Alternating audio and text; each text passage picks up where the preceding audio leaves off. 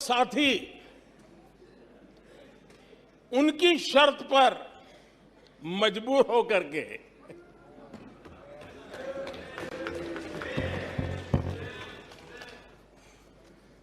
और इस अविश्वास पर प्रस्ताव पर भी आपने कैसी चर्चा की।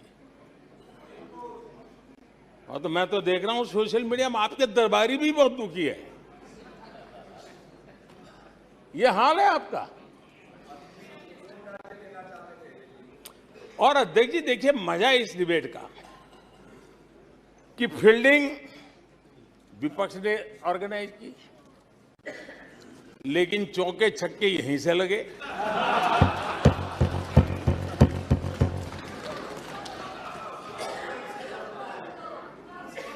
और विपक्ष नो कॉन्फिडेंस मोशन पे नो बॉल नो बॉल पर ही करता आगे चलता जा रहा है।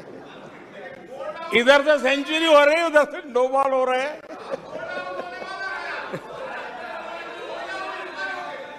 अध्यक्ष जी, मैं हमारे विपक्ष के साथियों से यही कहूंगा कि आप तैयारी करके क्यों नहीं आते जी? थोड़ी मेहनत कीजिए। और मैंने 5 साल दिया आपको मेहनत करने के लिए। 18 में कहा था कि 23 में आप आना, जरूर आना। 5 साल भी नहीं कर पाए आप लोग। क्या हाल है आप लोगों का, क्या दारिद्र्य है।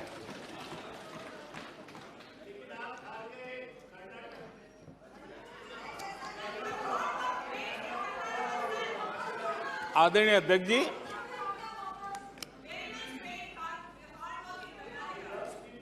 विपक्ष के हमारे साथियों को दिखास की, छपास की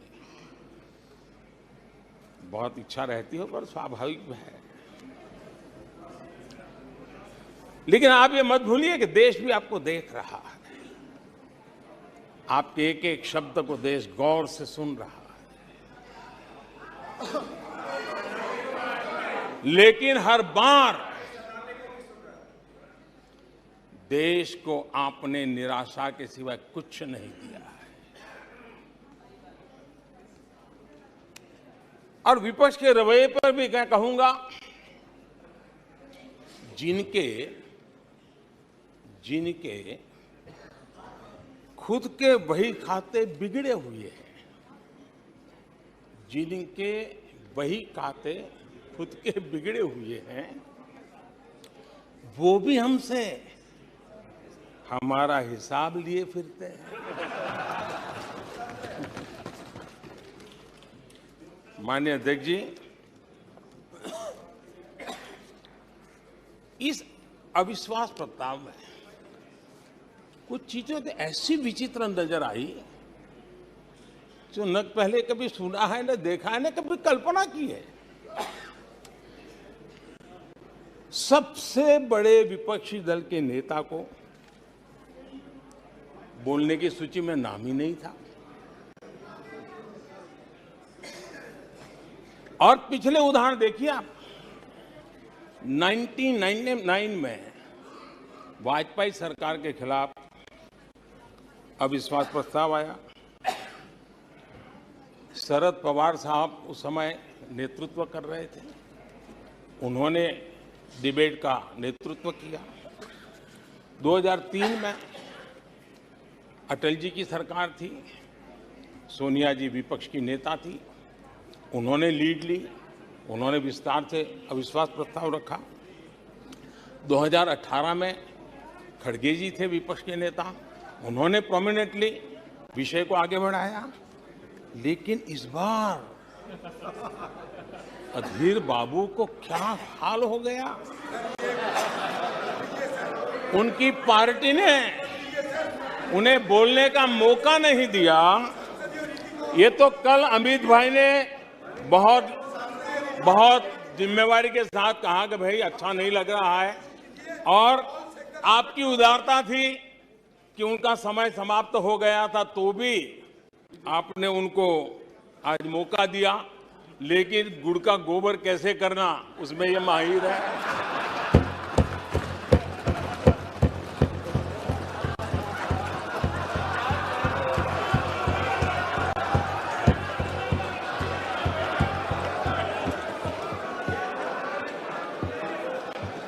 मैं नहीं जानता हूं कि आखिर आपकी मजबूरी क्या है। क्यों अधीर बाबू को दरकिनारे कर दिया गया? पता नहीं, कलकत्ता से कोई फोन आया हो।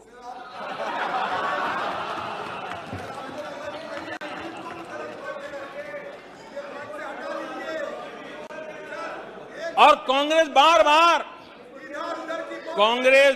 बार उनका अपमान करती है। कभी चुनावों के नाम पर उन्हें अस्थायी रूप से फ्लोर लीडर से हटा देते हैं। बिट्टू जी,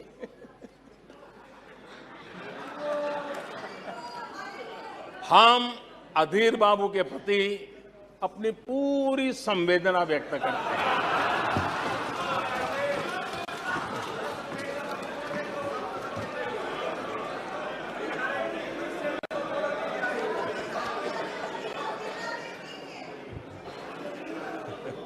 सूरज जी, जरा जोर से हंस लीजिए।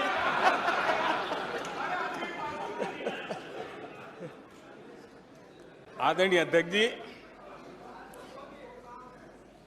किसी भी देश के जीवन में, इतिहास में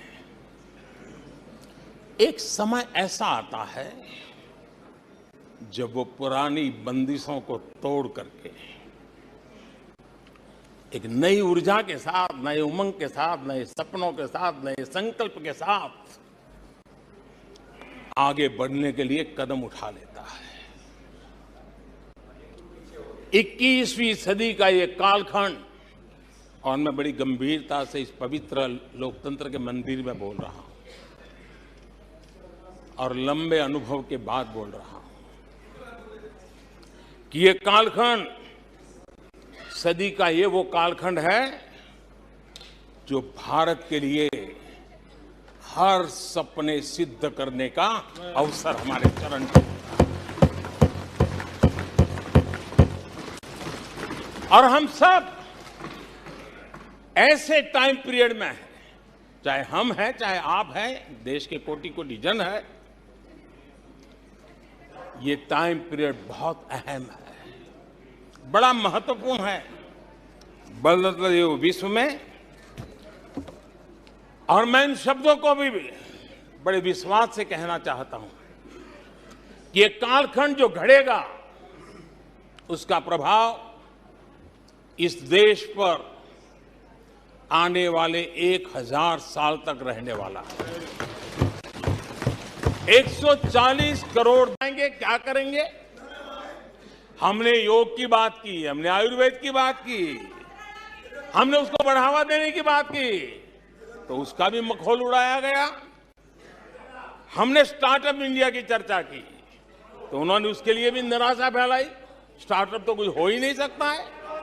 हमने डिजिटल इंडिया की बात कही तो बड़े बड़े विद्वान लोगों ने क्या भाषण किए, हिंदुस्तान के लोग तो अनपढ़ है, हिंदुस्तान के मोबाइल चलाना भी नहीं आता है, हिंदुस्तान के लोग कहां से डिजिटल करेंगे।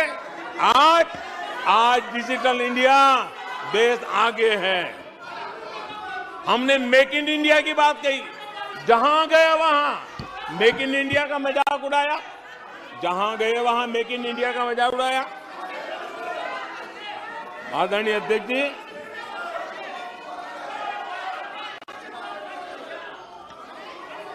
कांग्रेस पार्टी और उनके दोस्तों का इतिहास रहा है कि उन्हें भारत पर, भारत के सामर्थ्य पर कभी भी भरोसा नहीं रहा है। भाषण पूरा नहीं हुआ, आदरणीय अध्यक्ष जी, और ये विश्वास किस पर करते थे? मैं जरा आज सदन को याद दिलाना चाहता हूं। पाकिस्तान सीमा पर हमले करता था, हमारे यहां आए दिन आतंकवादी भेजा जाता था, और उसके बाद पाकिस्तान हाथ ऊपर करके मुकर जाता था, भाग जाता था, बोले हमारी तो कोई जिम्मेवारी नहीं है, कोई जिम्मा लेने को तैयार नहीं होता था। और इनका पाकिस्तान से ऐसा प्रेम था कि वो तुरंत पाकिस्तान की बातों पर विश्वास कर लेते थे। पाकिस्तान कहता था कि आतंकी हमले होते रहेंगे और बातचीत भी होती रहेगी। इन्हें यहां तक कहते हुए पाकिस्तान कह रहा है तो सही कहता होगा, ये इनकी सोच रही है। कश्मीर आतंकवाद की आग में दिन रात सुलग रहा था, जलता था, लेकिन कांग्रेस सरकार का काम कश्मीर के आम नागरिकों पर विश्वास नहीं था।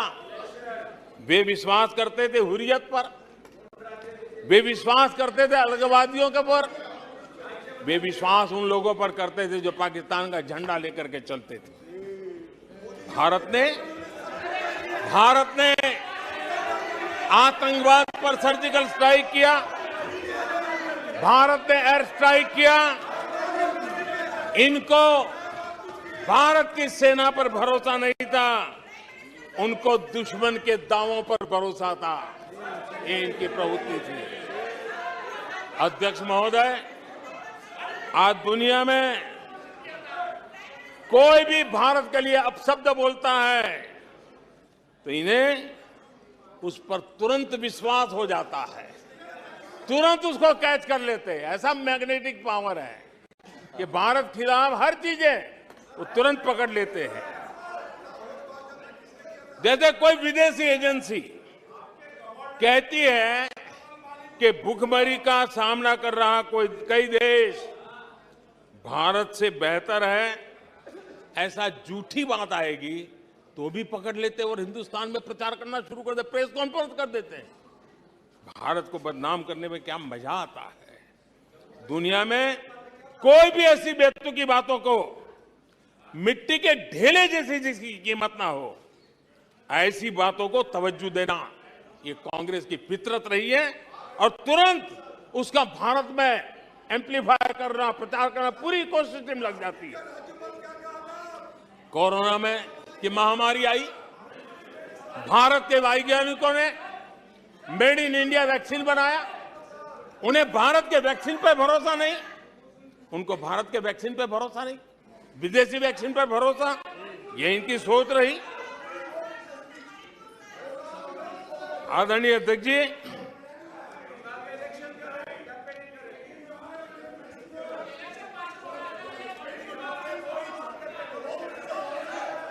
देश के कोटि कोटि नागरिकों ने भारत के वैक्सीन पर विश्वास जताया। इनको भारत के सामर्थ्य पर विश्वास नहीं है, इनको भारत के लोगों पर विश्वास नहीं है। लेकिन इस सदन को मैं बताना चाहता हूं, इस देश का भी, भारत के लोगों का कांग्रेस के प्रति नो कॉन्फिडेंस का भाव बहुत गहरा है। कांग्रेस के प्रति नो कॉन्फिडेंस का भाव बहुत गहरा है भारत के लोगों में। कांग्रेस अपने घमंड से इतनी चूर हो गई है, इतनी भर गई है कि उसको जमीन दिखाई तक देती नहीं है। आदरणीय अध्यक्ष जी, देश के कई हिस्सों में कांग्रेस को जीत दर्ज करने में अनेक दशक लग गए हैं। तमिलनाडु में कांग्रेस की आखिरी बार 1962 में जीत हुई थी। 61 वर्षों से तमिलनाडु के लोग कह रहे हैं कांग्रेस नो कॉन्फिडेंस। तमिलनाडु के लोग कह रहे हैं कांग्रेस। पश्चिम बंगाल में उन्हें आखिरी बार जीत 1972 में मिली थी। पश्चिम बंगाल के लोग 51 सालों से कह रहे हैं कांग्रेस, कांग्रेस। उत्तर